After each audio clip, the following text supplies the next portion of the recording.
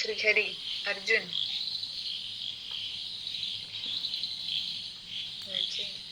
ശ്രീഹരി കഴിഞ്ഞ ആഴ്ചത്തെ ക്ലാസ് ഒക്കെ കണ്ടായിരുന്നോ? അതിനെ നീ ഇട്ടില്ലായിരുന്നല്ലോ അല്ലെ? അത് കാണണം കേട്ടല്ലോ. നോട്ട് ഞാൻ ഗ്രൂപ്പിൽ ഇട്ടിട്ടുണ്ട്. നോട്ടൊക്കെ എഴുതി എടുത്തോണം കേട്ടല്ലോ. സോ നമ്മുടെ ആ പാഠം തീരാറായി. സെക്കൻഡ് പാഠം നമ്മൾ തീരാറായിരുന്നു. അപ്പൊ നമ്മൾ കഴിഞ്ഞ ക്ലാസ്സിൽ ഡിസ്കസ് ചെയ്തത് ആ പാഠത്തിലെ ബാക്ടറീസ് അല്ലെങ്കിൽ ഇലക്ട്രോ കെമിക്കൽ സെൽസിനെ കുറിച്ചിട്ടാണ്. സോ ഇലക്ട്രോ കെമിക്കൽ സെൽസ് ഒക്കെ ജനറലി എന്ത് സെല്ലാണ്, എന്ത് തരം സെല്ലാണ്? ഇലക്ട്രോ കെമിക്കൽ സെൽസ് ഗാൾവാനിക് സെല്ലുകളാണ്. ഇലക്ട്രോ കെമിക്കൽ സെൽ എന്ന് പറയുമ്പോൾ തന്നെ എന്താണ്? ഇലക്ട്രോ കെമിക്കൽ സെല്ലിന്റെ വേറൊരു പേരാണ് galvanic cell, voltaic cell. So നമ്മുടെ ബാറ്ററീസ് രണ്ട് ടൈപ്പ് ഉണ്ട്, പ്രൈമറി, സെക്കൻഡറി. എന്താണ് പ്രൈമറി ബാറ്ററി എന്ന് പറഞ്ഞു കഴിഞ്ഞാൽ കിച്ചു?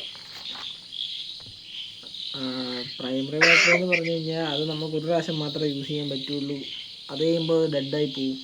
അങ്ങനെയുള്ള ബാറ്ററികളെയാണ് പ്രൈമറി ബാറ്ററീസ് എന്ന് പറയുമ്പോൾ നമുക്ക് ഒറ്റ യൂസിനെ പറ്റത്തുള്ളൂ. റീചാർജ് ചെയ്യാൻ പറ്റത്തില്ല. അത് ഡെഡായി പോകും. അങ്ങനത്തെ ബാറ്ററീസിനെയാണ് നമ്മൾ എന്തെന്ന് വിളിക്കുന്നത്? പ്രൈമറി ബാറ്ററീസ് എന്ന് വിളിക്കുന്നത്. പ്രൈമറി ബാറ്ററീസിന് എക്സാമ്പിൾ ഏതാണ് അർജുൻ? ഡ്രൈ സെല്ല് മറ്റേ ക്ലോക്കിനൊക്കെ ഉപയോഗിക്കണം. Dry cell. പിന്നെ മെർക്കുറി സെല്ല്. ഇതിന്റെ ബുക്ക് എടുത്ത്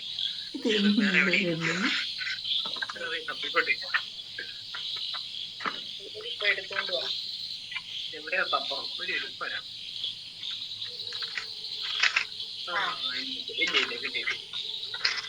ഡ്രൈ സെല്ലും പ്രൈമറി. ഡ്രൈ സെല്ലും മെർക്കുറി സെല്ലുമാണ് പ്രൈമറി ബാറ്ററീസിന് എക്സാമ്പിൾ. ഡ്രൈ സെല്ല് എന്ന് പറയുമ്പോൾ നമ്മുടെ ക്ലോക്കിലൊക്കെ ഉപയോഗിക്കുന്ന ആ നീളമുള്ള, റിമോട്ടിലൊക്കെ ഉപയോഗിക്കുന്ന നീളമുള്ള ആ സെല്ലിനെയാണ് നമ്മൾ ഡ്രൈ സെല്ല് എന്ന് വിളിക്കുന്നത്. ഓക്കെ. ഡ്രൈ സെല്ലിന്റെ വേറൊരു പേരെന്താ കിച്ചു? വേറെ പേരോ? ലാൻഷേ സെൽ അങ്ങനെ ഉണ്ട്. ലേക്ലാൻഷിയേ സെൽ. ലേക്ലാൻഷിയേ സെല്ല്.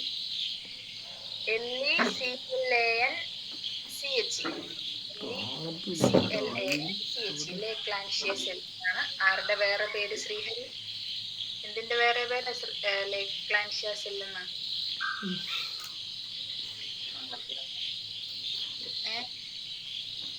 ചോദിക്കല്ലെന്നാണോ ശ്രീഹരി വിചാരിച്ചേ? നിന്നോട് ഞാൻ ചോദ്യം ചോദിക്കും. അത് ഞാനിപ്പോ ആൻസർ പറഞ്ഞായിരുന്നല്ലോ 10 മിനിറ്റ് മുമ്പ്. ആൻസർ ഞാൻ അങ്ങനെയല്ല അവനോട് അവന്റെ അടുത്ത് ചോദിച്ചേ. ഏതോ സെല്ലിന്റെ വേറൊരു പേരാണ് ലേക്ലാൻഷിയ സെൽ. ഏതാണ് ആ cell? Dry cell. Dry cell നമ്മൾ എവിടെ ഉപയോഗിക്കുന്നേ? ക്ലോക്കിലും റിമോട്ടിലൊക്കെ ഉപയോഗിക്കുന്ന സെല്ലാണ് ഡ്രൈ സെൽ. അവിടുത്തെ ആനോഡിന്റെയും കാഥോഡിന്റെയും ഒക്കെ റിയാക്ഷൻസ് പഠിക്കേണ്ടതാണ് കേട്ടോ. സോ ഡ്രൈ സെല്ലിന്റെ ആനോഡ് ഏതാണ്? ചേച്ചി, ആ ലേക്ലാൻഷിയ സെല്ലിന്റെ സ്പെല്ലിംഗ് എന്ന് പറയാമോ?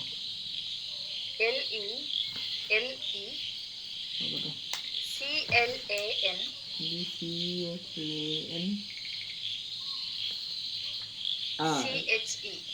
അത്ര CLAN ആണല്ലേ? ഓക്കെ. അഭിഷേക്,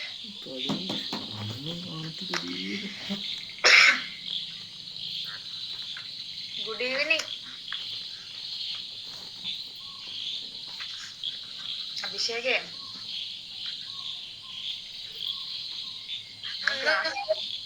വീഡിയോ ഒക്കെ ഓണാക്ക്.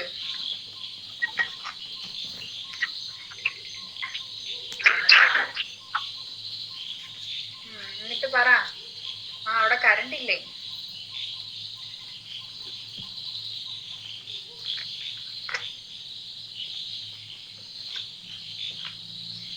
എന്നാ അഭിഷേക് പറ. ഡ്രൈ സെല്ലിലെ ആനോഡ് ഏതാണ്, കാഥോഡ് ഏതാണ്, ഇലക്ട്രോലൈറ്റ് ഏതാണ്?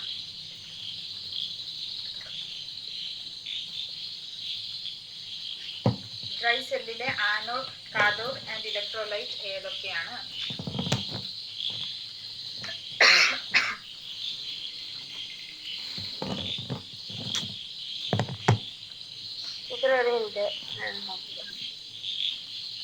പഠിച്ചിട്ടില്ല, എല്ലാരും നോക്കിയിട്ട് പറയാന്ന് പറഞ്ഞോണ്ടിരിക്കുക. എന്താ കിച്ചു? ഡ്രൈ സെല്ലിലെ anode, cathode, electrolyte. Anode zinc container, cathode graphite rod, electrolyte mixture of powdered MnO2 carbon and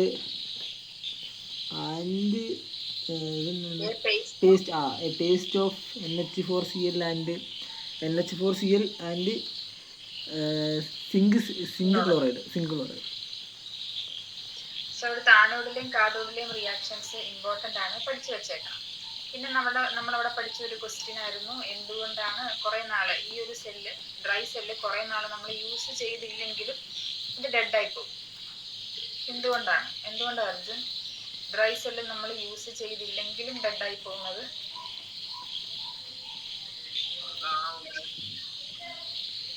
ഈ NH4Cl-ഉം എയറോ ആയിട്ടുള്ള കോണ്ടാക്ട് വരുമ്പോ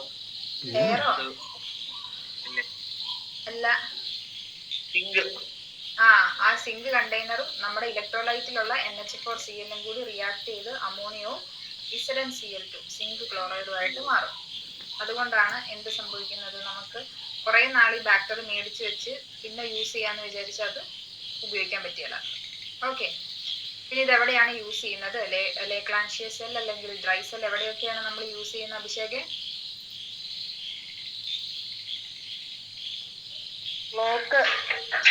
ക്ലോക്കിലും അതുപോലെ തന്നെ റിമോട്ട്സിലും.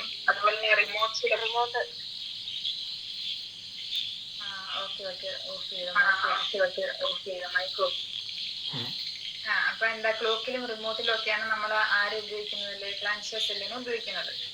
രണ്ടാമത്തെ സെല്ലായിരുന്നു പ്രൈമറി സെല്ലിന്റെ രണ്ടാമത്തെ എക്സാമ്പിൾ ആണ് മെർക്കുറി സെൽ. മെർക്കുറി സെൽ എവിടെയാണ് ചോദിച്ചു നമ്മൾ ഉപയോഗിക്കുന്നത്? ഇത് നമ്മുടെ ലോ കറണ്ട് വെച്ച് ഉപയോഗിക്കുന്ന ഡിവൈസസിൽ. അത് കപ്പാസിറ്ററിന്റെ കാര്യമല്ലേടാ ഞാൻ പറഞ്ഞത്. അല്ലേച്ചി, വാച്ചസിലൊക്കെ വാച്ചില് ഹിയറിംഗ് എയ്ഡ്. അതാ ഞാൻ പറഞ്ഞത്, ചെറിയ കറണ്ടൊക്കെ യൂസ് ചെയ്യുന്ന ഹിയറിംഗ് എയ്ഡ്, വാച്ച് പോലുള്ള ഡിവൈസസ്. കിടന്നിടത്ത് കിടന്ന് ഉരുളാനുള്ള നിന്റെ കഴിവ്. എന്താണ്, നമ്മുടെ ഹിയറിംഗ് എയ്ഡ്സിലും വാച്ചിലും ഒക്കെയാണ് നമ്മൾ എന്ത് ഉപയോഗിക്കുന്നത്? ഈ മെർക്കുറി സെൽ ഉപയോഗിക്കുന്നത്. മെർക്കുറി സെൽ മറ്റേ കുഞ്ഞു ഗുളിക പോലെ ഇരിക്കുന്ന സെല്ലാണ് കേട്ടോ മെർക്കുറി സെൽ. മെർക്കുറി സെല്ലിലെ ആനോഡ് ആരാണ്, കാഥോഡ് ഏതാണ്, ഇലക്ട്രോലൈറ്റ് ഏതാണ് അഭിഷേക്?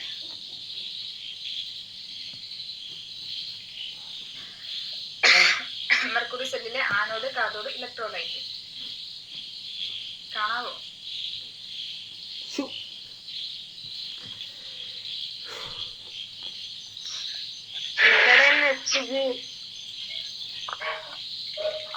ആനോട്, പിന്നെ cathode paste of HgO and carbon. Electrolyte KOH and ZnO.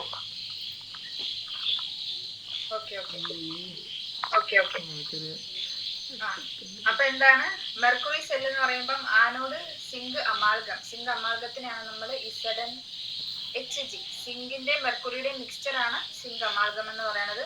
Cathode എന്ന് പറയുന്നത് paste of zinc oxide and carbon ആണ്. ഇതിന്റെ ഒക്കെ നോട്ട് ഞാൻ അയച്ചിട്ടുണ്ട് കേട്ടോ ശ്രീഹരി, നോക്കി എഴുതി എടുത്തേക്കണേ. അതുപോലെ തന്നെ അവിടുത്തെ ആനോഡും കാഥോഡും റിയാക്ഷൻസ് എക്സാമിന് ചോദിക്കാറുള്ളതാണ്. Electrolyte paste of KOH and zinc oxide. പിന്നെ നമ്മൾ പഠിച്ച സെക്കൻഡറി സെൽസിനെ കുറിച്ചാണ്. എന്താണ് അർജുൻ സെക്കൻഡറി സെൽ എന്ന് പറഞ്ഞു കഴിഞ്ഞാല്? ഒരു ബാറ്ററിയുടെ ചാർജ് തീർന്നു കഴിഞ്ഞാൽ വീണ്ടും റീയൂസ് ചെയ്യാൻ പറ്റും, ചാർജ് ചെയ്യാൻ പറ്റും, റീചാർജബിൾ ആണ്.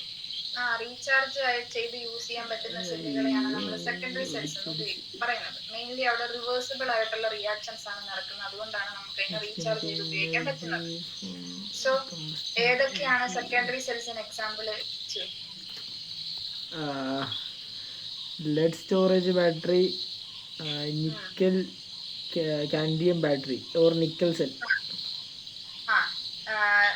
Lead storage battery nickel cadmium സെല്ലുമാണ്, അല്ലെ നിക്കാഡ് സെല്ലാണ് നമ്മുടെ ഈ ഒരു സെക്കൻഡറി സെൽസിന് എക്സാമ്പിൾ. അതായത് അതിനെ റീചാർജ് ചെയ്ത് നമുക്ക് കുറേ നാൾ ഉപയോഗിക്കാൻ പറ്റും.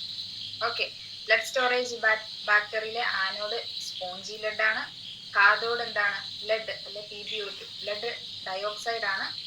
ഇലക്ട്രോലൈറ്റ് ഏതാണ്? H2SO4 ആണ്. Solution of H2SO4. Match the following ഒക്കെ ആയിട്ട് ചോദിക്കുന്നതാണ് കേട്ടോ. പിന്നെ റിയാക്ഷൻസ് എഴുതി പഠിച്ചു വെച്ചേക്കണം. എല്ലാത്തിലെയും ആനോഡിലെയും കാഥോഡിലെയും റിയാക്ഷൻസ് കേട്ടോ, സെൽസിലെ പ്രത്യേകിച്ച്. പിന്നെ നമ്മൾ നിക്കൽ കാഡ്മിയം സെല്ലാണ്. അവിടുത്തെ anode cadmium, cathode nickel dioxide, electrolyte ഏതാണ്? KOH solution. പിന്നെ നമ്മൾ പഠിച്ചത് ഫ്യൂവൽ സെല്ലിനെ കുറിച്ചിട്ടാണ്. എന്താണ് ഫ്യൂവൽ സെൽ എന്ന് പറഞ്ഞ അഭിഷേക്? ഫ്യൂവൽ സെൽ നമ്മളൊരു വേറൊരു കാര്യം പറയാൻ വിട്ടുപോയല്ല. ഈ ലെഡ് സ്റ്റോറേജ് ബാക്ടറി നമ്മൾ എവിടെ ഉപയോഗിക്കുന്നത്? എവിടെയാ അഭിഷേക് ഉപയോഗിക്കുന്നത് lead storage battery?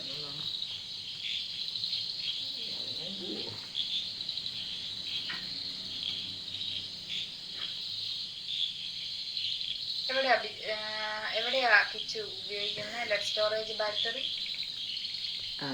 Industrial purpose. അതെ അതെ അതെ അതെ.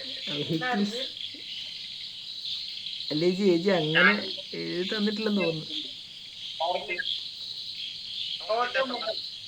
ഓട്ടോമൊബൈൽസും അതുപോലെ തന്നെ പവർ ഇൻവേർട്ടേഴ്സ് ഒക്കെ എന്താണ്? ഈ ഒരു ലെഡ് സ്റ്റോറേജ് ബാക്ടറിയാണ്.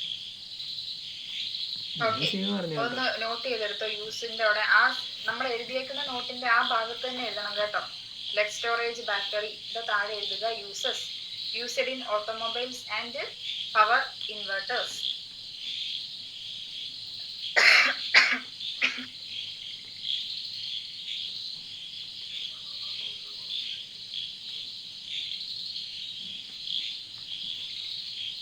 ഓട്ടോമൊബൈൽസിലും പിന്നെ നിക്കൽ കാഡ്മിയത്തിന്റെ കാര്യം പറയുന്നില്ല കേട്ടോ. ഇൻവേർട്ടേഴ്സ്, ഇൻവേർട്ടറിലൊക്കെ ഉപയോഗിക്കുന്നത് ഈ ബാക്ടറിയാണ്.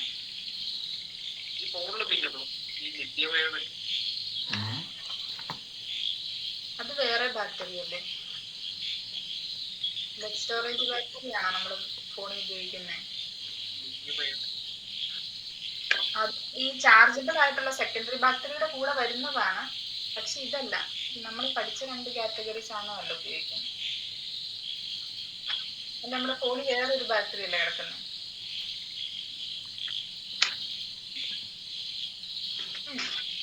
ഓക്കെ, അങ്ങനെയാണ് നമുക്ക് ഫ്യൂവൽ സെല്ലിലേക്ക് വരാം. എന്തായിരുന്നു fuel cell Abhishek?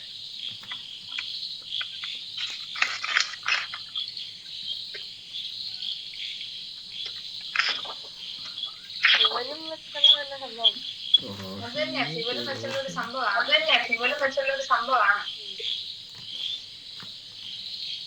Mic off ചെയ്തു. ചേച്ചി ലെഫ്റ്റ് ആയിട്ട് കയറിയ സെറ്റ് ആവും. ഞാൻ എനിക്ക് അങ്ങനെ ലെഫ്റ്റ് ആയിട്ട് കയറിയതേ. അത് അഭിഷേക് ഒരു കാര്യം ചെയ്യും. അഭിഷേക് ഒന്ന് ലെഫ്റ്റ് ആയിട്ട് കയറാൻ നോക്കിക്കേ.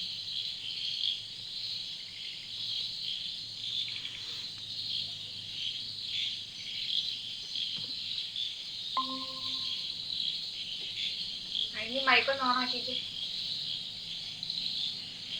ഇനി പറ ഫ്യൂവൽ സെൽ എന്നാ? ഫ്യൂവൽ എന്ന് പറഞ്ഞു കഴിഞ്ഞാൽ കത്താൻ സഹായിക്കുന്നതിനാണ് ഫ്യൂവൽ നമ്മൾ വിളിക്കുന്നത്. ഫ്യൂവൽ സെൽ എന്ന് പറഞ്ഞു കഴിഞ്ഞാൽ എന്താണ്? കമ്പഷൻ വഴി ആയിരിക്കും എനർജി ഉണ്ടാക്കുന്നത്. ആ എനർജിയിൽ നിന്ന് ഇലക്ട്രിസിറ്റി പ്രൊഡ്യൂസ് ചെയ്യുന്നതിനാണ് ഫ്യൂവൽ സെൽ എന്ന് വിളിക്കുന്നത്. ഓക്കെ, അതായത് എന്താണ്? ഹൈഡ്രജനും മീഥൈനും മെത്തനോളും ഒക്കെ കത്തിച്ച് അവിടെ നിന്നുണ്ടാകുന്ന എനർജി വെച്ചിട്ടാണ് നമ്മൾ എന്ത് പ്രൊഡ്യൂസ് ചെയ്യുന്നത്? ഇലക്ട്രിസിറ്റി പ്രൊഡ്യൂസ് ചെയ്യുന്നത്. അങ്ങനത്തെ സെല്ലിനെയാണ് നമ്മൾ ഫ്യൂവൽ സെൽ എന്ന് വിളിക്കുന്നത്. നമ്മൾ പഠിച്ചത് ഹൈഡ്രജൻ ഓക്സിജൻ ഫ്യൂവൽ സെല്ലാണ്. അതിന്റെ ഫിഗർ ഒക്കെ ഓർക്കുന്നുണ്ടല്ലോ. അവിടുത്തെ ആനോഡ് ഏതായിരുന്നു? ഏതൊഴിച്ചു ആനോഡ് ഫ്യൂവൽ സെല്ലില്? ആനോഡും കാഥോഡും. കാർബൺ റോഡ്, രണ്ടിലും കാർബൺ റോഡ്. ആനോഡും കാഥോഡും കാർബൺ റോഡായിരുന്നു. ഇലക്ട്രോലൈറ്റ് അർജുൻ പറഞ്ഞു വിളിച്ചു പറഞ്ഞു.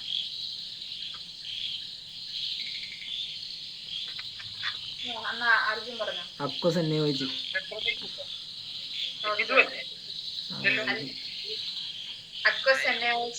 അക്വസ് എന്നോയിച്ചാണ് അവിടുത്തെ ഇലക്ട്രോലൈറ്റ്. നമ്മൾ പുറത്തുനിന്ന് ആനോഡിലേക്ക് ഹൈഡ്രജനെയും കാഥോഡിലേക്ക് ഓക്സിജനെയും പുറത്തുനിന്ന് നമ്മൾ പമ്പ് ചെയ്ത് കൊടുക്കുക. അങ്ങനെ അവിടുത്തെ ആനോട് കാതോട് റിയാക്ഷന്റെ ഫലമായിട്ട് നമുക്കുണ്ടാകുന്ന ബൈ പ്രൊഡക്റ്റ് എന്താണ്? എന്താ അർജുൻ ബൈ പ്രൊഡക്റ്റ്?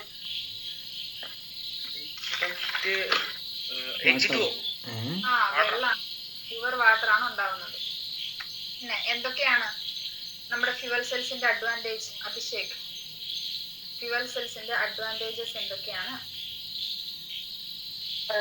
റിയൂസ് ചെയ്യാൻ പറ്റും. യൂസ് അത് കുറെ നാൾ യൂസ് ചെയ്യാൻ പറ്റും. അത് വീണ്ടും യൂസ് ചെയ്യാൻ പറ്റില്ല. അത് കണ്ടിന്യൂസ് ആയിട്ട് നമുക്ക് കുറെ നാൾ ഉപയോഗിക്കാൻ പറ്റും. ഹൈഡ്രജൻ നമ്മുടെ കയ്യിൽ നമ്മൾ എന്തോരം ഹൈഡ്രജനും ഓക്സിജനും പമ്പ് ചെയ്ത് കൊടുക്കുന്നു, അതിനനുസരിച്ച് നമുക്ക് അത്രയും നാള് ഈ ഒരു സെല്ല് യൂസ് ചെയ്യാൻ പറ്റും. പിന്നെ വേറെ പൊല്യൂഷന് കാരണമാണോ? പൊല്യൂഷൻ ഒരു കംപ്രഷൻ. പൊല്യൂഷൻ നീ പഠിച്ചിട്ടില്ല. പൊല്യൂഷൻ ഉണ്ടാക്കത്തില്ല. അതല്ല, ഇത് എടുത്തിട്ടില്ല, ഞാൻ എഴുതി എടുത്തിട്ടില്ല. കഴിഞ്ഞ ക്ലാസ്സിൽ എടുത്തായിരുന്നു. എന്തൊക്കെയാ ഹിച്ചു അഡ്വാൻറ്റേജസ്? അല്ല, എനിക്കിത് ഇല്ലാത്തില്ല, അതുകൊണ്ട്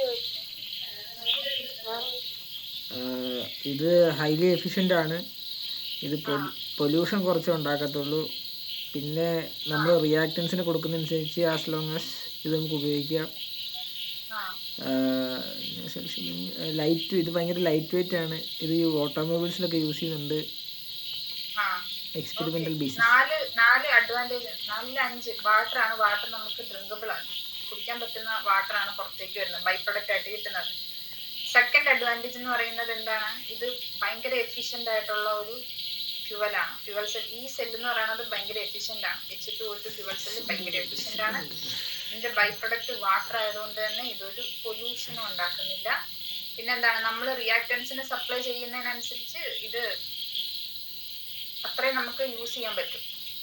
ഇത് ലൈറ്റ് വെയിറ്റ് ആണ്. ഓക്കെ, ഈ 5 എണ്ണമാണ് ഇതിന്റെ അഡ്വാൻറ്റേജസ്. ഇതിന്റെ അഡ്വാൻറ്റേജ് ആ PDF നമുക്ക് എഴുതിയെടുത്തോണം കേട്ടോ. കേട്ടല്ലോ? ഞാൻ ഗ്രൂപ്പിൽ PDF ഇട്ടിട്ടുണ്ട് കഴിഞ്ഞ ക്ലാസ്സിലെ. കേട്ടോ അഭിഷേകൻ?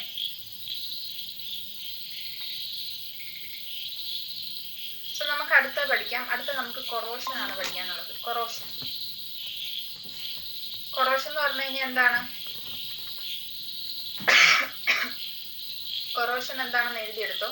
Corrosion is defined as the Sreehari, corrosion എന്താണെന്ന് എഴുതിയെടുത്തോ കേട്ടോ. Corrosion is defined as the process of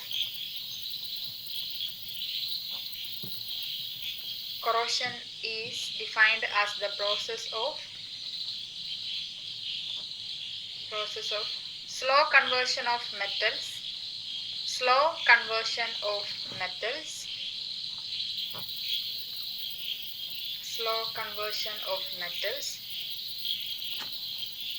into their oxides or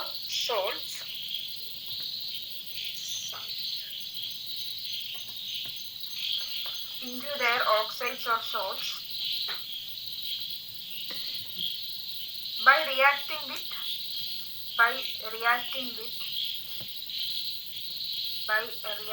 with moisture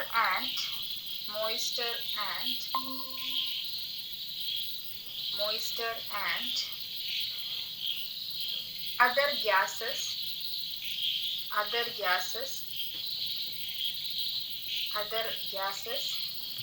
present in the atmosphere.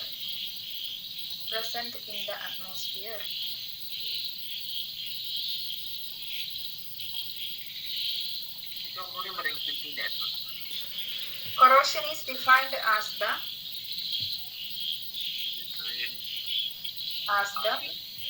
process of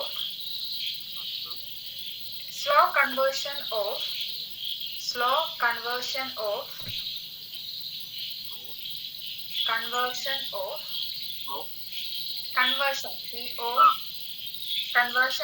metals into their oxides or salts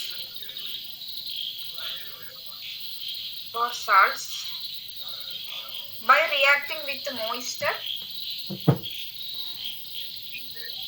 The moisture and other gases gases present in the atmosphere. Teacher, by reacting with the Moisture and other gases by reacting with moisture and other gases present in the atmosphere.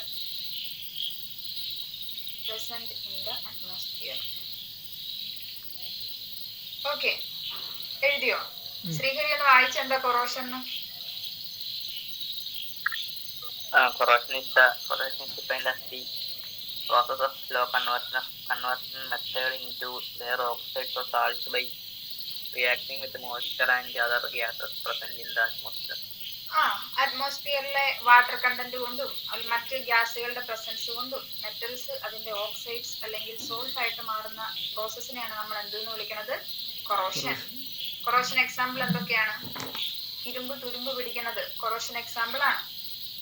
അതുപോലെ തന്നെ വിളക്കിലൊക്കെ നമുക്കറിയാം ഒരു പച്ച കളറിലുള്ള ക്ലാവ് പിടിക്കില്ലേ? ക്ലാവ് എന്താണ്? Copper oxide ആണ്, CO2 ആണ്.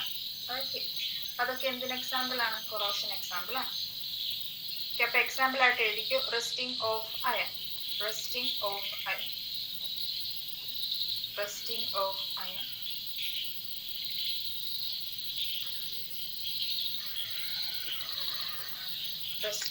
Iron. Corrosion ഒരു എക്സാമ്പിൾ ആണ്. അതാണ് ടെക്സ്റ്റിലും പറയുന്നുള്ളൂ കേട്ടോ. Factors affecting corrosion. എന്തൊക്കെ കൊണ്ടാണ് കൊറോഷൻ ഉണ്ടാവുന്നത്? The following factors are responsible for affecting the rate of corrosion. അതായത് കൊറോഷൻ എത്ര പെട്ടെന്ന് വരും, അതൊക്കെ ഈ താഴെ പറയുന്ന ഫാക്ടേഴ്സിന്റെ ബേസിസിലാണ്. അപ്പം ഹെഡിങ് എഴുതിക്കോ, factors affecting corrosion.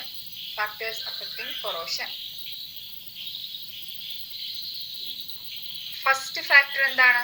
Reactivity of metal.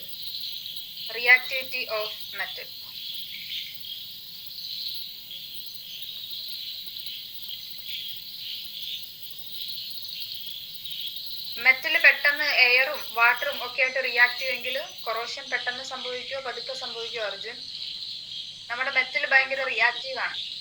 എന്തോ? അതെ, നമ്മുടെ മെറ്റൽ പെട്ടെന്ന് റിയാക്റ്റീവ് ആണെങ്കിൽ പതുക്കെ കൊറോഷൻ സംഭവിക്കത്തുള്ളൂ. ഇത് റിയാക്ട് ചെയ്ത് അങ്ങ് ഇരിക്കത്തല്ലേ ഉള്ളൂ. നമ്മുടെ മെറ്റൽ റിയാക്റ്റീവ് ആണെങ്കിൽ പെട്ടെന്ന് കൊറോഷൻ സംഭവിക്കും. കാരണം പെട്ടെന്ന് എന്താണ്, അയോൺസ് ചേഞ്ച് ചെയ്ത് മെറ്റൽ ഇല്ലാണ്ടായി പോവല്ലേ, അല്ലേ? റിയാക്ടിവിറ്റി, മെറ്റലിന്റെ റിയാക്ടിവിറ്റി കൂടുന്നതിനനുസരിച്ച് കൊറോഷനും കൂടുതലായിരിക്കും. ഓക്കെ, മെറ്റലിന്റെ റിയാക്ടിവിറ്റി കൂടുന്നതിനനുസരിച്ച് കൊറോഷനും കൂടുതലായിരിക്കും. സെക്കൻഡ് പോയിന്റ് എന്താണ് പറയുന്നത്? Presence of impurities.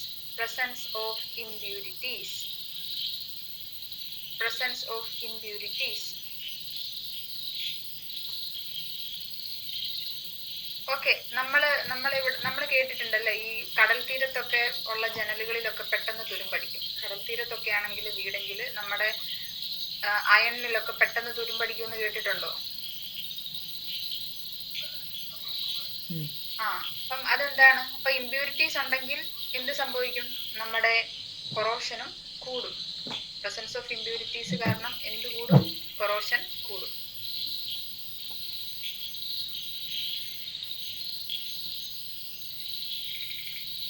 Third point എന്താണ്?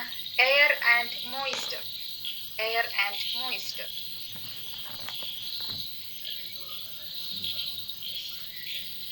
The presence of moisture and air can easily cause corrosion. നമുക്കറിയാം, നമ്മൾ ഇരുമ്പെടുത്ത് ചുമ്മാ കുറെ നാള് മഴയത്ത് വെച്ച് കഴിഞ്ഞാൽ പെട്ടെന്ന് തുരുമ്പടിക്കും. അതതുപോലെ സൂക്ഷിച്ചു വെച്ചെങ്കിൽ മാത്രമേ തുരുമ്പടിക്കാതിരിക്കത്തുള്ളൂ, അല്ലെ? കുറെ നാള് നമ്മളിങ്ങനെ ചുമ്മാ മഴയത്തും അല്ല ചുമ്മാ പുറത്ത് വെച്ചേക്കുവാണെങ്കിൽ പോലും എന്താണ്, കുറെ നാള് കഴിയുമ്പോഴത്തേക്കും ഇതിൽ എന്ത് സംഭവിക്കും? തുരുമ്പടിച്ച് സാധനം പോകും. സോ നമ്മുടെ ചുറ്റുമുള്ള മോയ്സ്ചർ എങ്ങനെയാണ്, എയർ എങ്ങനെയാണെന്നൊക്കെ അതിനനുസരിച്ചിട്ട് പെട്ടെന്ന് കൊറോഷൻ നടക്കും. ഫോർത്ത് പോയിന്റ് എന്താണ്? സ്റ്റെയിൻസ് ഇൻ മെറ്റൽസിൽ അഴുക്കൊക്കെ ഉണ്ടെങ്കിൽ stains in metals.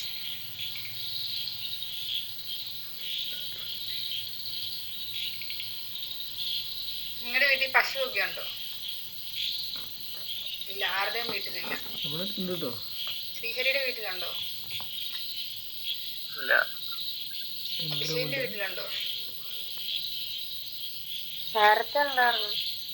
അപ്പം പശുവൊക്കെ ഉണ്ടെങ്കിൽ നമുക്ക് റിലേറ്റ് ചെയ്യാൻ പറ്റും. നമ്മുടെ ഈ ചാണകമൊക്കെ തോണ്ടുന്ന തൂമ്പ ഉണ്ടല്ലോ, പശുവിന്റെ ചാണകമൊക്കെ തോണ്ടി കളയാൻ ഉപയോഗിക്കുന്ന തൂമ്പ, അത് പെട്ടെന്ന് തുരുമ്പടിച്ച് അത് പൊടിഞ്ഞു പോകും.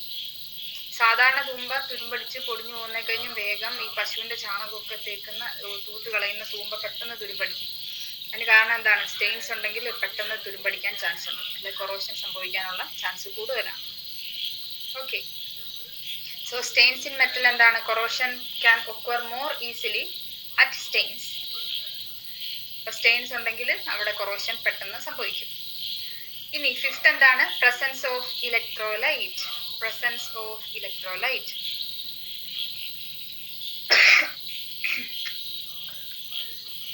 Presence of electrolyte.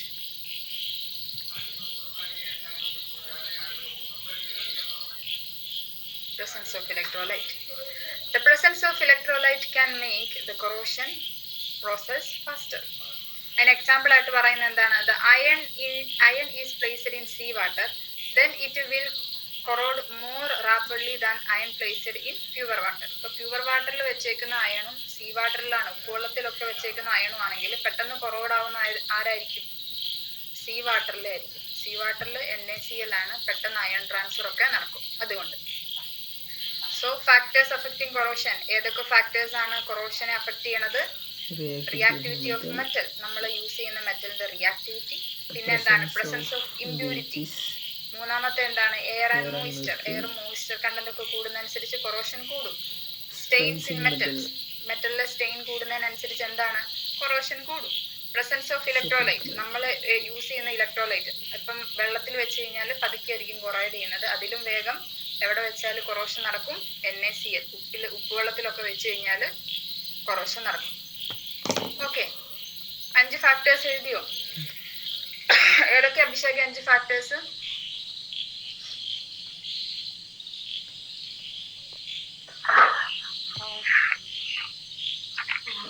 Reactivity of metals.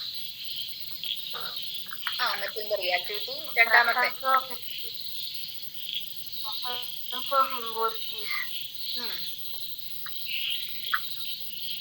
Air and moisture.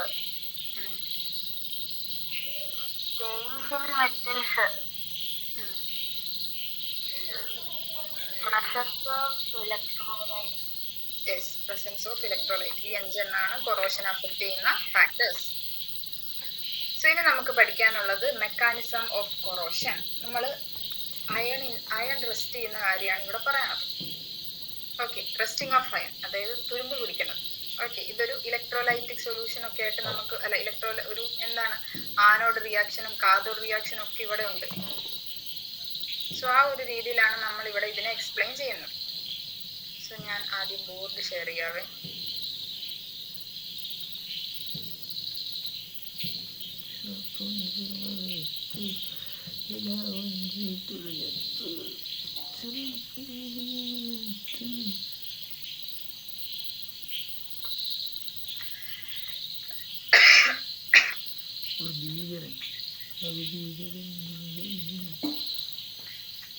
അപ്പൊ നമ്മൾ റെസ്റ്റിംഗ് ഓഫ് അയൺ ആണ് ഇവിടെ ഡിസ്കസ് ചെയ്യണത്.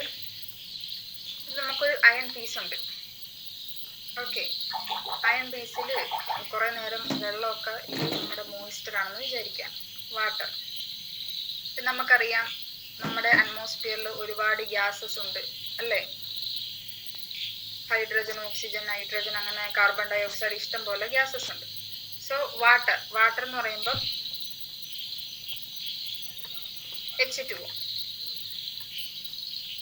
H2O എങ്ങനെയാണ് സ്പ്ലിറ്റ് ചെയ്യുന്നത്? H+ഉം OH- ആയിട്ടാണ് H2Oനെ നമുക്ക് സ്പ്ലിറ്റ് ചെയ്യാവുന്നത്. ഓക്കെ, ഈ H+ നമ്മുടെ കാർബൺ ഡൈ ഓക്സൈഡുമായിട്ട്, അല്ലെ വാട്ടറും കാർബൺ ഡൈ ഓക്സൈഡും കൂടി കമ്പൈൻ ചെയ്യും. വാട്ടറും കാർബൺ ഡൈ ഓക്സൈഡും കൂടി കമ്പൈൻ ചെയ്ത് നമുക്ക് എന്താ ഉണ്ടാവുന്നത്?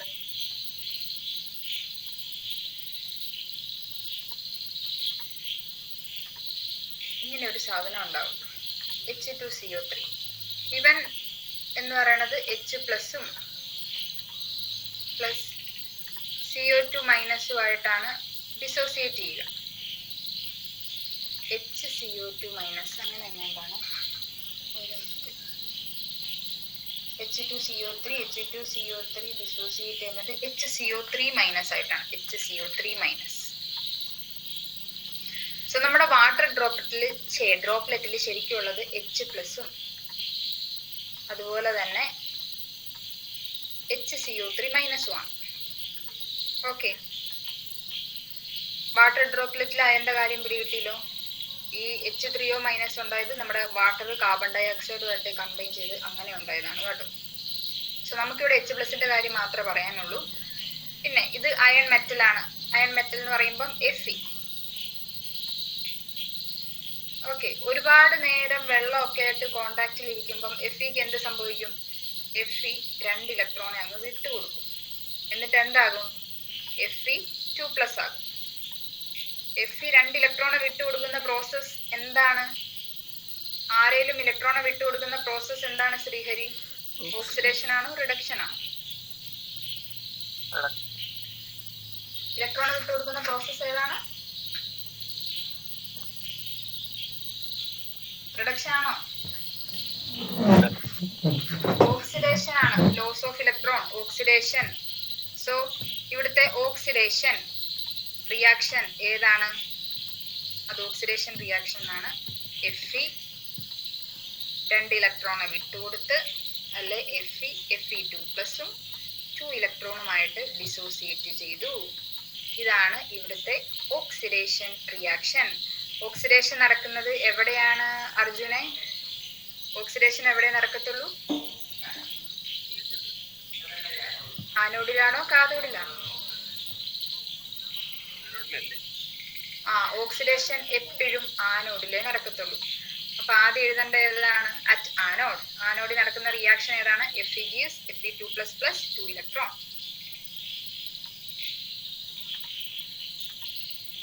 ആനോഡിലെ റിയാക്ഷൻ. ഓക്കെ, റെസ്റ്റിംഗ് ഓഫ് അയണിലെ ആനോഡ് റിയാക്ഷൻ ആണ്. Fe എന്തായി മാറുന്നത്? നമ്മുടെ ഈ മോയിസ്റ്ററിന്റെ ഒക്കെ പ്രസൻസിൽ Fe2+ ആയിട്ട് മാറുന്നു.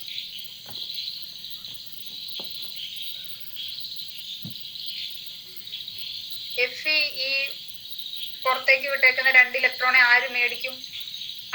കിച്ചു? ഈ നമ്മുടെ ഈ HCO3 മൈനസ് മേടിക്കോ ചേച്ചി? H3O C മൈനസ് എന്ന് പറയുമ്പോ അവൻ എക്സ്ട്രാ ഇലക്ട്രോണെ പുറത്തുനിന്ന് മേടിച്ചോട്ടെ. ഹൈഡ്രജൻ മേടിച്ചോട്ടെ. ഹൈഡ്രജൻ H പ്ലസ് മേടിക്കും. H പ്ലസ് എന്ന് പറയുമ്പോ പ്ലസ് ചാർജ് എപ്പോഴാണ്? ഇലക്ട്രോൺ ലോസ് ആകുമ്പോഴാണ് പ്ലസ് ചാർജ് ഉണ്ടാവുക. ചേച്ചി ആ ഫിഗർ ഒന്ന് പറയാമോ? ഫിഗർ മനസ്സിലായില്ല. ഫിഗർ എന്ന് പറഞ്ഞാൽ ഇതൊരു അയൺ മെറ്റൽ, ഏതോ ഒരു ഇരുമ്പ്, പൊക്കത്തൊരു വാട്ടർ ഡ്രോപ്ലെറ്റ്, അത്ര ഫിഗർ ഉള്ളൂ. ഓക്കെ, പിന്നെ വാട്ടർ ഡ്രോപ്ലെറ്റിലെ അയൺ എന്ന് പറയുന്നത് H പ്ലസും HCO3 മൈനസും ആണ്. ഓക്കെ, നമ്മുടെ മെറ്റൽ ഈ ഒരുപാട് വെള്ളമൊക്കെ വരുമ്പോഴത്തേക്കും കുറെ നാള് വെള്ളമായിട്ട് കോണ്ടാക്റ്റിലൊക്കെ ഇരുന്ന് കഴിയുമ്പം ഇവിടുത്തെ അയണിന് എന്ത് സംഭവിക്കും? അയൺ 2+ ആയി മാറും. 2 ഇലക്ട്രോൺ വിട്ടുകൊടുത്തിട്ട് അവൻ 2+ ആയിട്ട് മാറും. അതാണ് അവിടുത്തെ ഓക്സിഡേഷൻ റിയാക്ഷൻ അല്ലെങ്കിൽ ആനോഡ് റിയാക്ഷൻ. ആനോഡ് റിയാക്ഷൻ എഴുതി വെച്ചു. At anode. ഇത് മൊത്തം ഒന്നും വേണ്ട, ഈ ഫിഗർ വരയ്ക്കുക. അവിടെ H പ്ലസും HCO3 മൈനസും ആണെന്ന് എഴുതുക. അയോൺ ഇവിടെ എന്താണ്? ഇലക്ട്രോൺ എന്ന് എഴുതി കാണിച്ചേക്കുക. എന്നിട്ട് അറ്റ് ആനോഡ് എന്ന് പറയുക. ഈ റിയാക്ഷൻ എഴുതുക. Fe gives Fe2+ 2 electron. Heading എന്തിനു വേണം ചേച്ചി? റെസ്റ്റിംഗ് ഓഫ് അയൺ എഴുതിക്കോ. Mechanism of rusting of iron.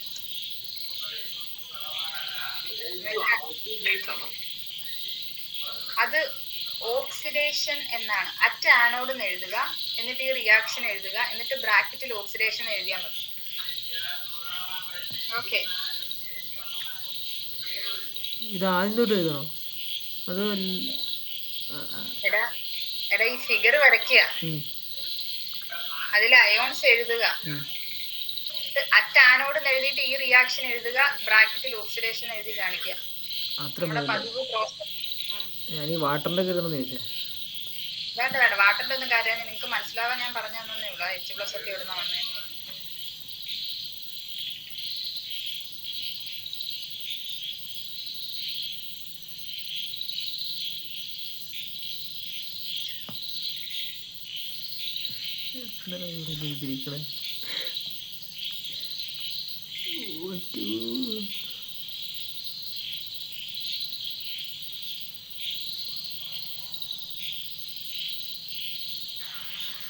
Okay, ഇത്ര എഴുതിയെടുത്തില്ലേ? ഇനി അടുത്തത് അറ്റ് കാഥോഡ്. താഴെ എഴുതിക്കോ അറ്റ് കാഥോഡ്.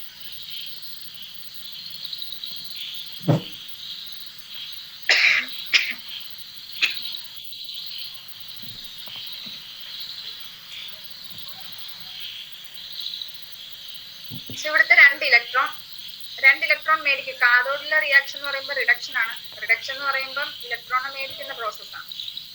ഓക്കെ, ഇവിടെ ആരായിരിക്കും ഇലക്ട്രോണെ മേടിക്കുന്നത്? H+ ആണ്. H+ എന്ത് ചെയ്യും? അറ്റ് കാഥോഡ് എഴുതണം, എന്നിട്ട് എഴുതാവുള്ളൂ H+. ഈ H+ ഓക്സിജന്റെ പ്രസൻസിലെ ഇലക്ട്രോണെ മേടിക്കത്തുള്ളൂ. So H++ O2 +2 electron. 2 ഇലക്ട്രോണെ മേടിക്കുന്നു. അതായത് F പുറത്തേക്ക് വിട്ട് 2 ഇലക്ട്രോൺ ഇവൻ അങ്ങ് മേടിക്കുന്നു. എന്നിട്ട് എന്തായി മാറും? H2 ആയി മാറും.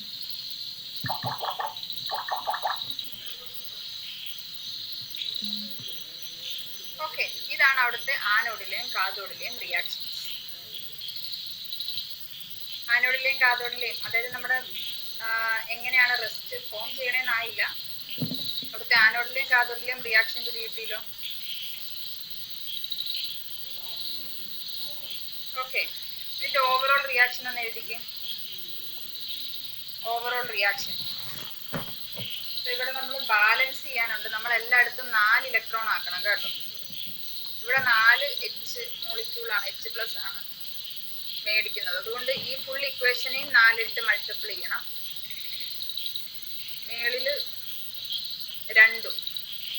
ഇവിടെ എങ്ങനെ വരും? 2Fe + 2Fe2+ + 4 electron. 4 ഇലക്ട്രോൺ വേണ്ടേ?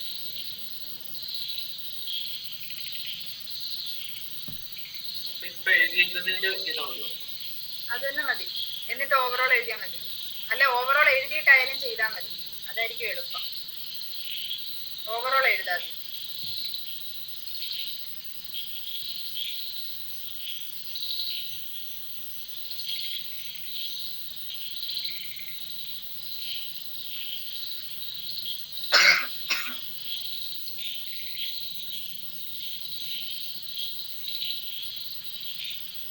ഓവറോൾ റിയാക്ഷൻ എങ്ങനെയാ വരുന്നത്? 2Fe + 4H+ + O2 gives 2Fe2+ + H2O അല്ലേ? ഇങ്ങനെയാണോ കിട്ടിയേ? എന്താ അഭിഷേകൻ എന്താ കിട്ടിയേ?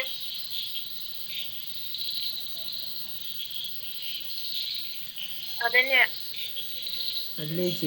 ഓവറോൾ എന്ന് പറയുമ്പോൾ രണ്ടിടത്തെയും ഇലക്ട്രോൺസിനെ മാത്രം കട്ട് ചെയ്യാനേ ഉള്ളൂ. H2O-ക്ക് 2 അല്ലേ? 2H2O അല്ലേ വരിക? ഇല്ല, 2H2O വരില്ല. 4H2 അല്ലല്ലോ വരിക? 2H2 അല്ലേ വരിക? 2H2O എന്ന് വരത്തുള്ളൂ. gives 2Fe2+. പിന്നെ ബാലൻസ് ചെയ്ത് നോക്കണം കേട്ടോ. +H2O. സോ നമുക്കിവിടെ ബൈ പ്രൊഡക്റ്റ് ആയിട്ട് കിട്ടിയേക്കുന്നത് Fe2+ H2O ആണ്. ഇനി എന്ത് ചെയ്യും? ഇവര് രണ്ടുപേരും കൂടി റിയാക്ട് ചെയ്യും. ഇത്രയും വരെ ക്ലിയർ ആയല്ലോ? അവിടുത്തെ anode reaction, cathode reaction, overall reaction. Okay, ഇനി എന്താണ് സംഭവിക്കുന്നത്? ഇവിടുത്തെ പ്രൊഡക്റ്റ് ആയിട്ടുള്ള Fe2+ഉം H2Oയും കൂടി റിയാക്ട് ചെയ്യും ഇൻ പ്രസൻസ് ഓഫ് ഓക്സിജൻ. ഓക്സിജന്റെ പ്രസൻസിലാണ് അവർ റിയാക്ട് ചെയ്യുന്നത്. അവരുടെ റിയാക്ഷൻ നമുക്ക് എഴുതാം Fe2+ + H2O in presence of oxygen O2. നമുക്ക് എന്ത് കിട്ടും?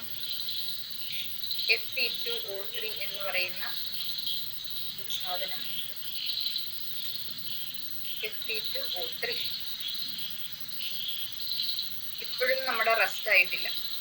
ഈ Fe2O3 എന്ന് പറയുന്ന സാധനം പിന്നെയും പിന്നെയും വാട്ടർ മോളിക്യൂളുമായിട്ട് കമ്പൈൻ ചെയ്യും. ഓക്കെ, അങ്ങനെയാണ് നമുക്ക് എന്തുണ്ടാവുന്നത്? റസ്റ്റ് അല്ലെങ്കിൽ തുരുമ്പ് എന്ന് പറയുന്ന സാധനം ഉണ്ടാവുന്നത്. സോ അടുത്ത സ്റ്റെപ്പിൽ എങ്ങനെ വരും? Fe2O3 കമ്പൈൻ വിത്ത് ഒരുപാട് വാട്ടർ മോളിക്യൂൾ എന്ന് കാണിക്കാൻ വേണ്ടിയിട്ട് ഞാൻ എക്സ് എന്നിടുക. ഒരുപാട് നമ്പർ ഓഫ് H2O, ഒരുപാട് നമ്പർ ഓഫ് വാട്ടറുമായിട്ട് കമ്പൈൻ ചെയ്ത് എന്തുണ്ടാകും? Fe2O3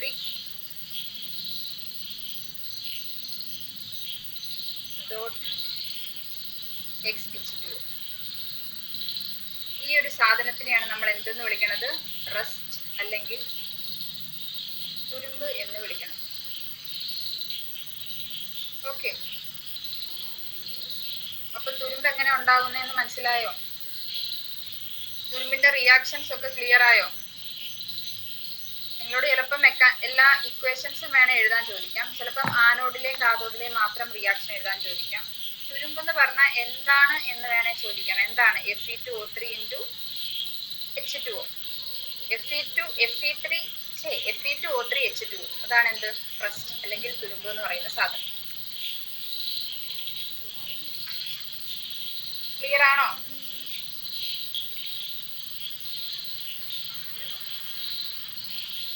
റിയാക്ഷൻസ് എല്ലാം എഴുതിയെടുത്തോ?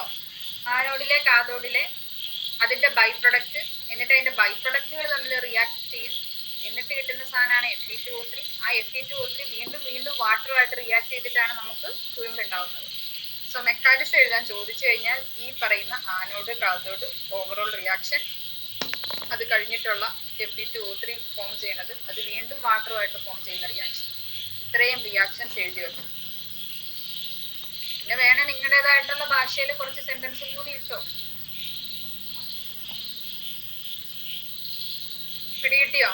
ക്ലിയർ ആണോ? ക്ലിയർ ആണോ കിച്ചു? ഓക്കെ.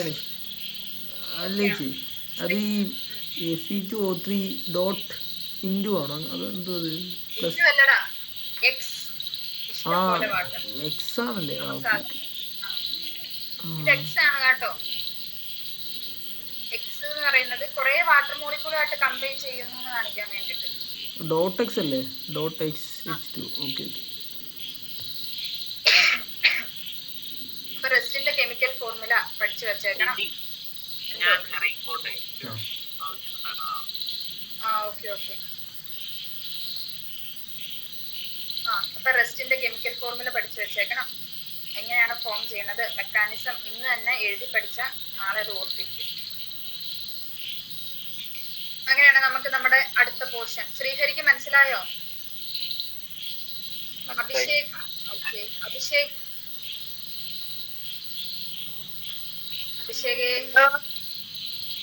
ക്ലിയർ ആയോ നിനക്ക്? ഓക്കെ, അടുത്ത പറയട്ടെ. നമ്മുടെ പാഠം തീരുകയാണ്. ഇനി നമുക്ക് പ്രിവെൻഷൻ ഓഫ് കൊറോഷൻ. നമുക്കിങ്ങനെ കൊറോഷൻ തടയാൻ എന്തൊക്കെ ചെയ്യാം? നിങ്ങൾ തന്നെ പറഞ്ഞു. നമ്മൾ സാധാരണ തുരുമ്പൊക്കെ കുറയ്ക്കാൻ വേണ്ടിയിട്ട് എന്തൊക്കെ ചെയ്യും? എന്താ ശ്രീഹരി നീ ചെയ്യാറ്? സൈക്കിളോ വണ്ടി തുരുമ്പടിക്കാതിരിക്കാൻ നീ എന്തൊക്കെ ചെയ്യും? ഗ്രീസ് പെയിന്റ് അടിക്കും. പെയിന്റ് അടിക്കുമെന്നല്ലേ പറഞ്ഞേ?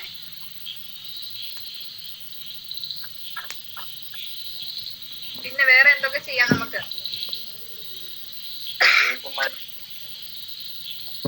വെള്ളം തുടച്ചു കളയാം.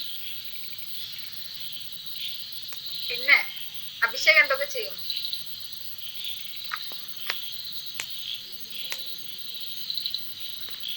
തുരുമ്പടിക്കാതിരിക്കാൻ എന്തൊക്കെ ചെയ്യാം?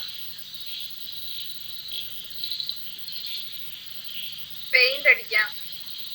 ഓയിൽ ഒഴിച്ചു കൊടുക്കുന്ന, ഗ്രീസ് ഒക്കെ ഒഴിച്ചു കൊടുക്കുന്ന എന്തിനാണ്? അവിടുത്തെ വാട്ടറുമായിട്ടുള്ള ആ ഒരു മെറ്റലിന്റെ കോണ്ടാക്ട് കുറയ്ക്കാൻ വേണ്ടിയിട്ടാണ് അല്ലേ? അതുപോലെ കുറച്ച് മെത്തേഡാണ് നമുക്ക് പഠിക്കാനുള്ളത്. സോ ഫസ്റ്റ് മെത്തേഡാണ് പ്രൊട്ടക്റ്റീവ് ലെയർ മെത്തേഡ്. ഒന്ന് നോട്ട് ചെയ്തോ, method of prevention of corrosion. First method ഏതാണ്? Protective layer method.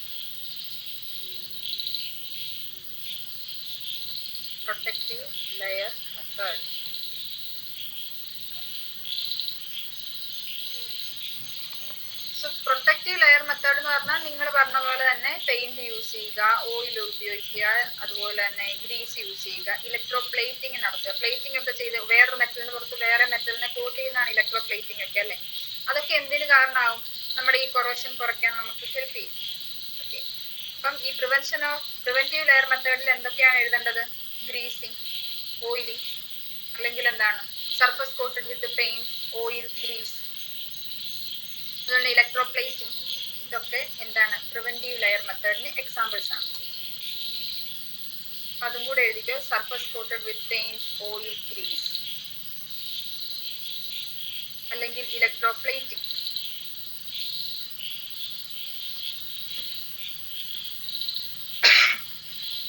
Electro plating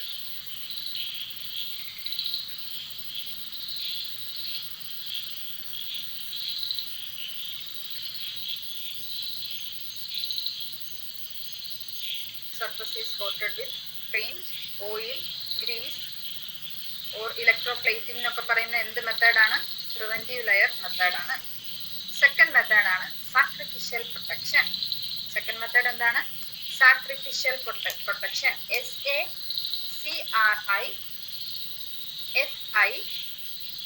SACRIFICIAL sacrificial protection. Sacrificial protection.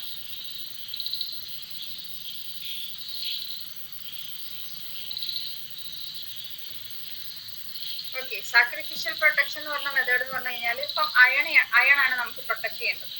അപ്പം അയണിന്റെ പൊക്കത്തൂടി നമ്മൾ എന്താണ് അതിലും റിയാക്ടിവിറ്റി കൂടിയിട്ടുള്ള സിങ്കോ മഗ്നീഷ്യം അങ്ങനെ എന്തെങ്കിലും സാധനത്തെ പെയിന്റ് ചെയ്ത് വെക്കും. ഓക്കെ, അപ്പൊ വാട്ടറുമായിട്ട് കോണ്ടാക്ട് വരുന്നത് സിങ്കിനാണ്. സിങ്കിന് റിയാക്ടിവിറ്റി കൂടുതലായതുകൊണ്ട് തന്നെ ആദ്യം ഇലക്ട്രോൺസിനെ വിട്ടുകൊടുക്കുന്ന ആരായിരിക്കും? സിങ്ക് ആയിരിക്കും. സോ ഇവിടെ സിങ്ക് എന്ന് പറയുന്ന സാധനം പെട്ടെന്ന് റിയാക്ട് ചെയ്ത് തീർന്നു പോകും. അയൺ ഒന്നും അനങ്ങത്തില്ല. അയൺ ഇലക്ട്രോണെ വിട്ടുകൊടുത്താലല്ലേ അവിടെ കൊറോഷൻ നടക്കത്തുള്ളൂ. അയൺ ഇലക്ട്രോണെ വിട്ടുകൊടുത്താൽ അയണിന് പകരം ആരായിരിക്കും? ഈ പകരം നമ്മൾ അടിച്ചു വെച്ച ആളായിരിക്കും ഇലക്ട്രോൺസിനെ വിട്ടുകൊടുക്കുന്നത്. സോ അങ്ങനത്തെ പ്രൊട്ടക്ഷനാണ് നമ്മൾ എന്തെന്ന് വിളിക്കുന്നത്? സാക്രിഫിഷ്യൽ പ്രൊട്ടക്ഷൻ എന്ന് വിളിക്കുന്നത്. നോക്കിക്കേ, in this method the coating of A more reactive metal or less reactive metal is done. എന്താണ് നമ്മൾ എന്ത് ചെയ്യും? അയണിനെയാണ് പ്രൊട്ടക്ട് ചെയ്യുന്നതെങ്കിൽ അതിലും കൂടിയ റിയാക്ടിവിറ്റി ഉള്ള ആരെങ്കിലും വെച്ച് കോട്ട് ചെയ്യും. More reactive metal loses its electron and oxidize and protect the less reactive metal by sacrificing itself. എന്താ സംഭവിക്കുക? മോർ റിയാക്റ്റീവ് ആയിട്ടുള്ള മെറ്റൽ എന്ത് സംഭവിക്കും? ആദ്യം ഇലക്ട്രോണെ വിട്ടുകൊടുക്കും. അവനല്ലേ പെട്ടെന്ന് ഇലക്ട്രോണെ വിട്ടുകൊടുക്കാൻ കഴിവുള്ളത്. സോ അവൻ അയണിനെ കഴിഞ്ഞും വേഗം ഇലക്ട്രോണെ വിട്ടുകൊടുത്ത് സ്വയം സാക്രിഫൈസ് ചെയ്ത് അയണിനെ പ്രൊട്ടക്ട് ചെയ്യും. സോ അതാണ് സാക്രിഫിഷ്യൽ പ്രൊട്ടക്ഷൻ എന്ന് പറയുന്നത്. The phenomenon of coating zinc metal on the surface of iron by dipping it in molten zinc or by depositing zinc by electrolysis is called galvanization. So നമ്മൾ ഏതെങ്കിലും മെറ്റലിന്റെ പൊക്കത്ത് സിങ്കിനെ coat ചെയ്യുന്ന പരിപാടിനെ നമ്മൾ എന്തെന്നാണ് വിളിക്കുന്നത്? ഗാൾവനൈസേഷൻ എന്നാണ്. ഗാൾവനൈസേഷൻ. So sacrificial പ്രൊട്ടക്ഷന്റെ ഗാൾവനൈസേഷൻ എന്താന്ന് എഴുതിക്കോ. സാക്രിഫിഷ്യൽ പ്രൊട്ടക്ഷനും കൂടി എഴുതിക്കും. In this method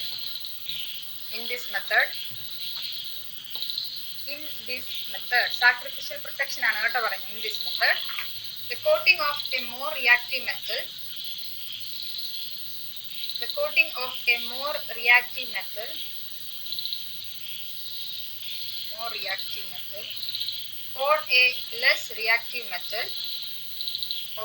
less reactive metal is done.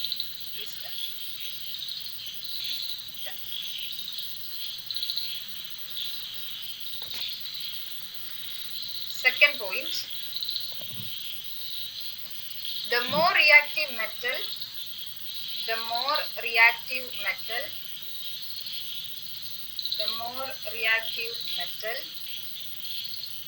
loses its electron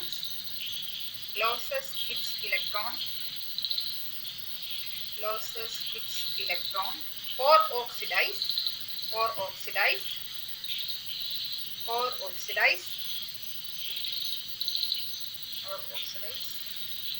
and protect the and protect the less reactive metal by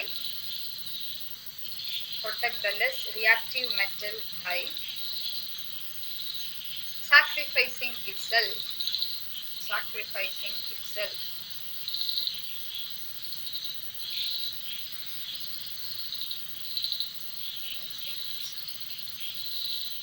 എഴുതിയോ ശ്രീഹരി?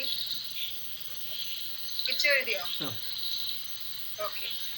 അടുത്ത എഴുതിക്കോ ഗാൾവനൈസേഷൻ. ഗാൾവനൈസേഷൻ എഴുതുക, ഒരു ഹൈഫൺ ഇടുക, എന്നിട്ട് എന്താന്ന് എഴുതിക്കൊള്ളുക. ഗാൾവനൈസേഷൻ. ഗാൾവനൈസേഷൻ എന്താന്നാ ശ്രീഹരി ഞാൻ പറഞ്ഞ?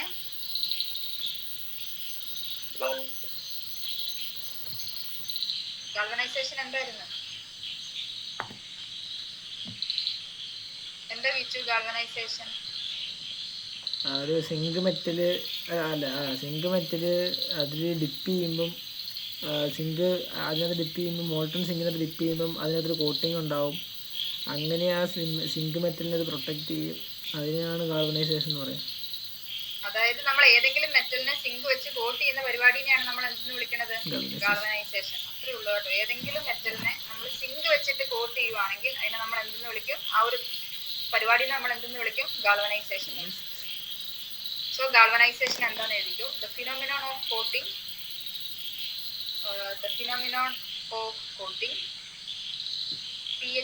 PHENOMENON. Phenomenon of coating.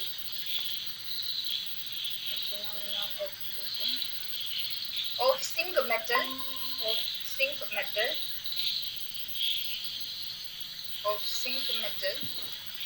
on the surface of iron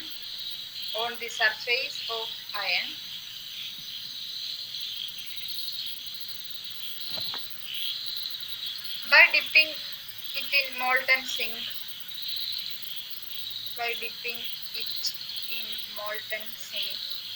or by electrolysis.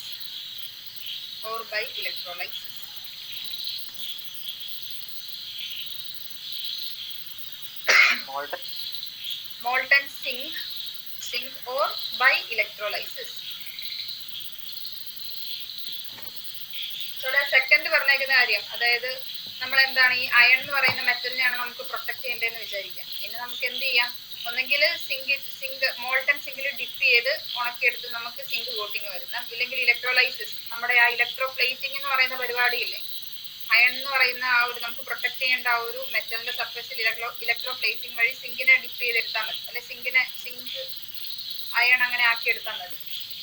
Okay, അതാണ് പറയുന്നത്. ശരിക്കും പറഞ്ഞാൽ ഗാൾവനൈസേഷൻ ചോദിച്ചു കഴിഞ്ഞാൽ ഇത്ര എഴുതിയാൽ മതി. Coating of zinc metal on the അയണിന്റെ സർഫസിൽ സിങ്കിനെ കോട്ട് ചെയ്യുന്ന പ്രോസസ്സിനെയാണ് നമ്മൾ എന്തെന്ന് വിളിക്കുന്നത്?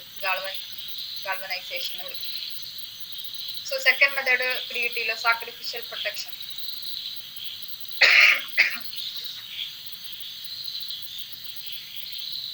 തേർഡ് വൺ ആണ് cathodic protection of iron.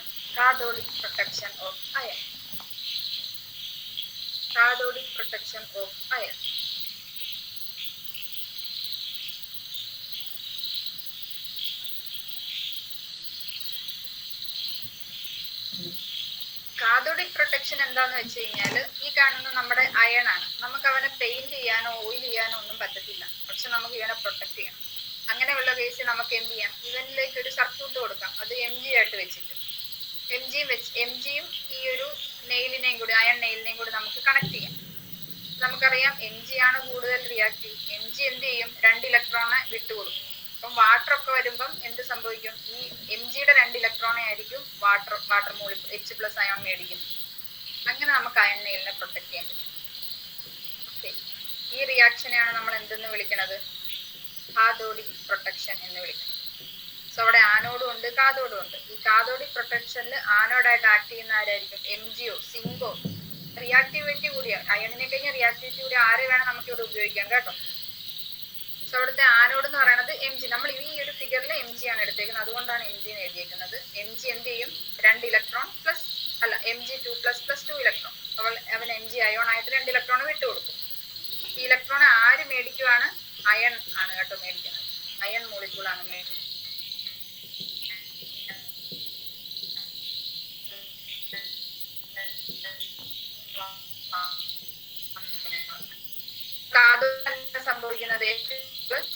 Electron gives electron കൊടുക്കുന്ന ചേച്ചി ക്ലിയർ അല്ല. ക്ലിയർ അല്ലേ? ഇപ്പൊ ക്ലിയറാ. സോ ഇവിടെ പറഞ്ഞ എന്താണ്, കാഥോഡിക് പ്രൊട്ടക്ഷൻ ഓഫ് അയൺ എന്ന് പറയുമ്പോൾ നമ്മൾ ഈ മെറ്റലിനെ ഏതെങ്കിലും ഹൈ റിയാക്റ്റീവ് ആയിട്ടുള്ള ഏതെങ്കിലും ഒരാളെ വെച്ച് നമ്മൾ കണക്ട് ചെയ്യും. എന്ത് സംഭവിക്കും? ഈ അയൺ ഇലക്ട്രോണെ വിട്ടു കൊടുക്കുന്നതിനനുസരിച്ച് Mg ഇലക്ട്രോണെ റിലീസ് ചെയ്തുകൊണ്ടേയിരിക്കും. ആ ഇലക്ട്രോൺ ആര് അക്സെപ്റ്റ് ചെയ്യും? അയൺ അക്സെപ്റ്റ് ചെയ്ത് അയൺ ആറ്റം, അതായത് കൊറോഷൻ സംഭവിക്കാതെ കുറെ നാള് നമുക്ക് പെയിന്റ് ഒന്നും അടിക്കാതെ പ്രൊട്ടക്ട് ചെയ്യാൻ പറ്റും. സോ ഈ ഒരു ടൈപ്പ് പ്രൊട്ടക്ഷനാണ് നമ്മൾ എന്തെന്ന് വിളിക്കുന്നത്? കാഥോഡിക് പ്രൊട്ടക്ഷൻ എന്ന് വിളിക്കുന്നത്. ഓക്കെ, പിടികിട്ടിയോ കാഥോഡിക് പ്രൊട്ടക്ഷൻ? കാഥോഡിക് പ്രൊട്ടക്ഷനിൽ ആനോഡ് റിയാക്ഷൻ, കാഥോഡ് റിയാക്ഷൻ ഉണ്ട്. മനസ്സിലായോ? ഇല്ല. മനസ്സിലായോ? പിച്ചത് മനസ്സിലായോ? ഇല്ലേ? ഇല്ല. സോ ആദ്യം നോട്ട് എഴുതിയെടുക്കുക, എന്നിട്ട് നമുക്ക് ഒന്നുകൂടി പറയാം. So cathodic protection of ion in this method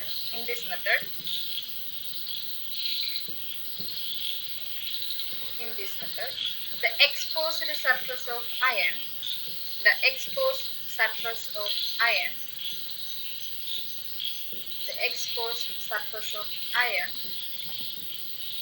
is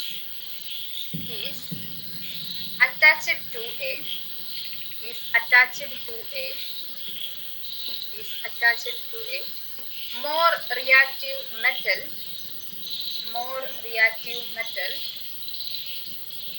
like magnesium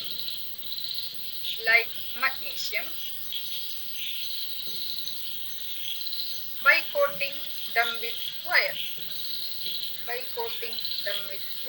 Connecting them with wire.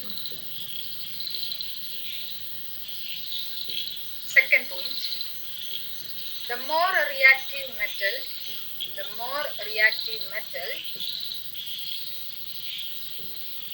act as anode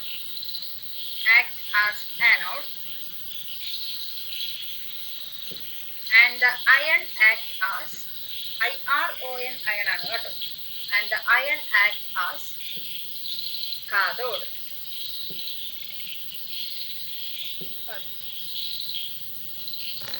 okay, ഇനി ഒന്ന് ശ്രദ്ധിക്കുക. നമ്മുടെ ജനലിന്റെ കമ്പി, അതിനെ എനിക്ക് പ്രൊട്ടക്ട് ചെയ്യണം. അതിനെ ഞാൻ പ്രൊട്ടക്ട് ചെയ്യാൻ വേണ്ടിയിട്ട് എന്താണ്, ഹൈലി റിയാക്റ്റീവ് ആയിട്ടുള്ള മഗ്നീഷ്യം, അയണിനെ കഴിഞ്ഞും റിയാക്റ്റീവ് ആണ് മഗ്നീഷ്യം, അവനെ വെച്ചൊരു വയർ വെച്ച് ഞാൻ കണക്ട് ചെയ്യും. സോ ഇവിടെ എന്താണ്, connected by them with wire. അതായത് മഗ്നീഷ്യം, ഈ അയണിനെ മഗ്നീഷ്യം വയർ വെച്ചിട്ട് ഞാൻ മഗ്നീഷ്യമായിട്ട് വെച്ച് കണക്ട് ചെയ്യുവാണ്. ഓക്കെ, ഇവിടെ ആര് ആനോഡായിട്ട് ആക്ട് ചെയ്യും? മഗ്നീഷ്യം ആനോഡായിട്ട് ആക്ട് ചെയ്യും. ആര് കാഥോഡായിട്ട് ആക്ട് ചെയ്യും? അയൺ. സോ ആനോഡ് എന്ന് പറയുമ്പോൾ എന്താണ്, അവൻ ഇലക്ട്രോണെ വിട്ടുകൊടുക്കുകയാണ്, കാഥോഡ് ഇലക്ട്രോണെ മേടിക്കുകയാണ്. സോ രണ്ട് മഴയൊക്കെ പെയ്ത് കഴിയുമ്പം ഈ കമ്പിയിൽ എന്താണ്, സ്വാഭാവികമായിട്ടും വെള്ളം വീണ് കുറെ നാൾ കഴിയുമ്പോഴത്തേക്കും ഈ അയൺ എന്ത് ചെയ്യാൻ തുടങ്ങും? ഇലക്ട്രോൺസിനെ വിട്ടുകൊടുക്കാൻ തുടങ്ങും. ഇല്ല, Fe2+ ആവാൻ തുടങ്ങും. ഇവൻ Fe2+ ആവുന്ന സമയത്ത് ഇതിനെ Fe ആക്കാൻ ആര് ഇലക്ട്രോണെ കൊടുക്കും? മഗ്നീഷ്യം ഇലക്ട്രോണെ കൊടുക്കും. അത് വീണ്ടും എന്തായിട്ട് മാറും? Fe ആയിട്ട് മാറും. അതായത് ആ മെറ്റലിന് ചുരുക്കി പറഞ്ഞാൽ ഒന്നും സംഭവിക്കണില്ല. അത് എന്താണ്, അയോണിന് വിട്ടുകൊടുത്താലും പഴയ രീതിയിൽ തന്നെ മാറി വന്നുകൊണ്ടേയിരിക്കും. ഈ ടൈപ്പ് ഓഫ് പ്രൊട്ടക്ഷനാണ് നമ്മൾ എന്തെന്ന് വിളിക്കുന്നത്? കാഥോഡ് പ്രൊട്ടക്ഷൻ ഓഫ് അയൺ എന്ന് വിളിക്കുന്നത്. മനസ്സിലായോ? ശ്രീഹരിക്ക് പിടികിട്ടിയോ? ഓക്കെ, സോ ഇവിടുത്തെ ആനോഡിന്റെയും കാഥോഡിന്റെയും കാര്യം ഒന്ന് എഴുതിയെടുത്തേക്ക് കേട്ടോ. ആനോഡ് എന്ന് പറയുമ്പോൾ Mg gives Mg2++ 2 electron. Cathode എന്ന് പറയുമ്പോൾ Fe2++ 2 ഇലക്ട്രോൺ gives Fe.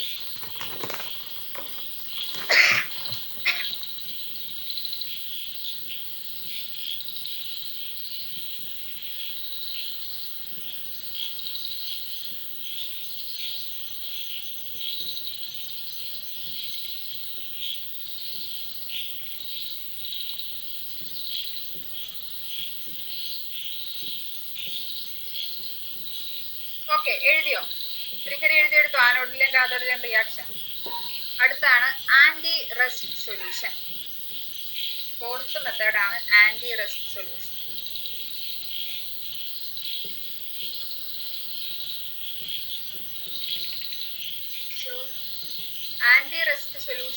പറഞ്ഞു കഴിഞ്ഞാൽ എന്തായിരിക്കും?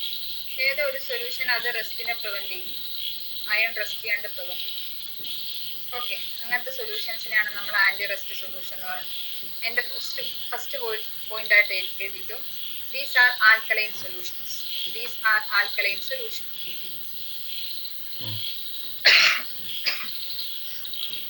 These are alkaline solution.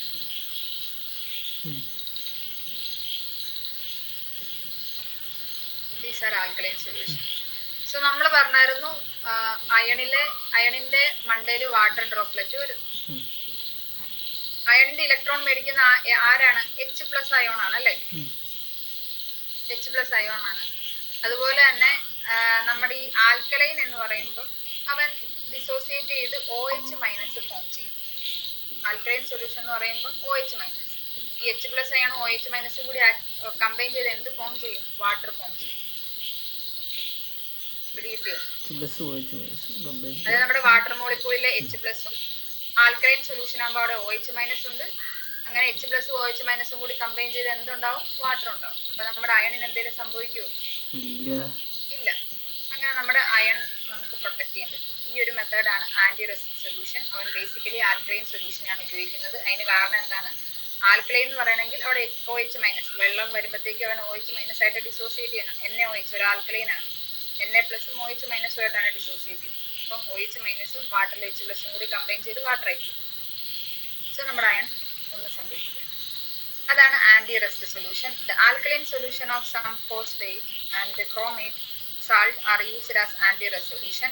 The iron article are dipped in the boiling anti-rest solution and the protective insoluble film of iron phosphate is formed on them. This layer protect these articles from rust. ഇവിടെ അതൊരു alkaline solution ആണ്. അതിനെ cover ചെയ്ത് വെച്ച് കഴിഞ്ഞാൽ അത് അയണിനെ protect ചെയ്യുമെന്ന് മാത്രമേ പറയുന്നുള്ളൂ. അപ്പൊ അതെങ്ങനെയാണ് പ്രൊട്ടക്ട് ചെയ്യണമെന്ന് മനസ്സിലായല്ലോ. ഇത്രയാണ് നമ്മുടെ പാഠം. സെക്കൻഡ് പാഠം വേണ്ട, അത് ആൽക്കലൈൻ പിടിയിട്ടില്ല. ഇതിൽ കൂടുതലൊന്നും പറയുന്നില്ല. അതിൽ എന്താ കവറായി കഴിഞ്ഞാൽ അത് പ്രൊട്ടക്ട് ചെയ്യും, ഇത്രേ പറയുന്നുള്ളൂ. പിന്നെ നിങ്ങൾക്ക് എഴുതിയെടുക്കാവുന്നല്ലേ ഉള്ളൂ. അതായത് എക്സാമിന് ചോദിച്ചെഴുതാവുന്നല്ലേ ഉള്ളൂ. എഴുതണ്ടല്ലോ. സോ ഇത്രയാണ് നമ്മുടെ പാഠം. സെക്കൻഡ് പാഠം അങ്ങനെ കഴിഞ്ഞിട്ടുണ്ട്. നാളെ നമുക്ക് ഇതിന്റെ ക്വസ്റ്റ്യൻസ് ഒക്കെ ഡിസ്കസ് ചെയ്യണം. ക്വസ്റ്റ്യൻസ് ഞാൻ ഓൾറെഡി ഗ്രൂപ്പിൽ ഇട്ടിട്ടുണ്ട്. എല്ലാം ഒന്ന് നോക്കിയിട്ടേ വരാവുള്ളൂ. ശ്രീഹരി നേരത്തെ ക്ലാസ് കാണണം, അതിന്റെ നോട്ടുകൾ എഴുതിയെടുക്കണം, ആ PDF എല്ലാം നോക്കി വെച്ചേക്കണം.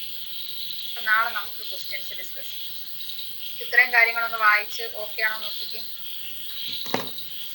ഇന്ന് പഠിപ്പിച്ചത് നമ്മൾ കൊറോഷൻ തൊട്ടാണ് തുടങ്ങിയത്.